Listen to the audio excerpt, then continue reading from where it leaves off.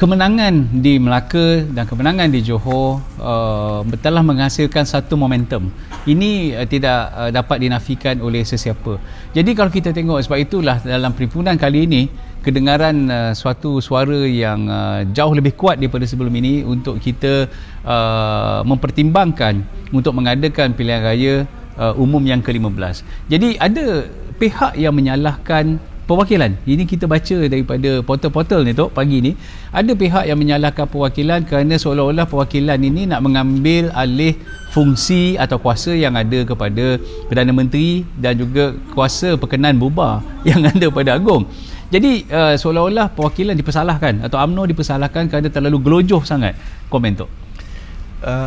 Kita syukur Alhamdulillah kerana kita telah berjaya di Melaka dan juga di Johor. Satu perkara yang harus kita faham ialah pilihan raya di negeri Melaka dan pilihan raya di negeri Johor itu diadakan kerana masa amat sesuai untuk diadakan, lebih-lebih lagi kerana kita sedia maklum bahawa kita berada dalam kedudukan berkerajaan sebagai satu keadaan di mana kita tidak mempunyai mandat rakyat. Jadi kemenangan-kemenangan itu memang akan menjadi momentum. Tetapi tentulah ada juga faktor-faktor lain yang akan membuat dan menjadi asas sama ada akan dipanggil pilihan raya umum ataupun tidak. Sudah tentulah Perhimpunan Agung UMNO ini diadakan setelah sebaik saja pilihan raya negeri Johor diadakan. Betul. Dan hanya baru beberapa bulan yang lepas kita melalui pilihan raya negeri Melaka. Maka apabila ianya diadakan dalam waktu yang sangat dekat selepas pilihan raya negeri Johor dan kemenangan besar di Melaka, maka sudah tentulah tak masuk akal kalau ianya tak dipercakapkan dan disebut dalam setiap perbahasan yang dibuat oleh perwakilan. Perwakilan UMNO bukanlah orang yang baru dalam politik. Mereka sangat lama bersama parti. Mereka sangat berpengalaman. Mereka juga mempunyai kematangan dan mereka juga mampu untuk membuat penilaian. Jadi sudah tentulah mereka akan bercakap.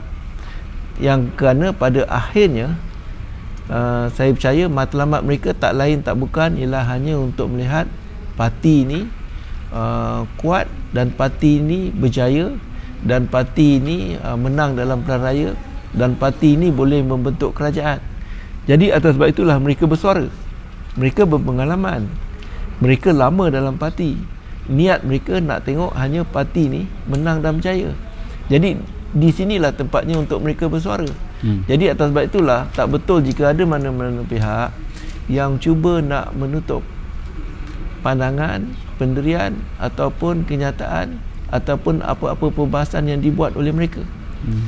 Kita tak boleh kata ini zaman di mana bukannya semua pemimpin tahu dan pandai. Kita kena dengar juga apa pandangan di akar umbi, apa pandangan mereka. Kalau mereka menyuarakan, menyarankan untuk dibuat pilihan raya segera, maknanya ia datang juga dengan komitmen dan juga persiapan yang mereka sendiri telah usahakan. Mereka saya percaya tidak hanya cakap-cakap kosong begitu. Jadi Perhimpunan Agung adalah tempat di mana setiap tahun kita dengar suara daripada akar umbi melalui wakil-wakil mereka yang berucap adalah tidak tepat dan tak wajar untuk tutup mulut mereka. Jadi kita setuju tak setuju soal lain.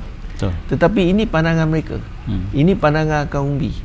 Terpulanglah pada kita nak menghormati ataupun tidak, ataupun kalau kita nak ada pandangan lain ataupun tidak.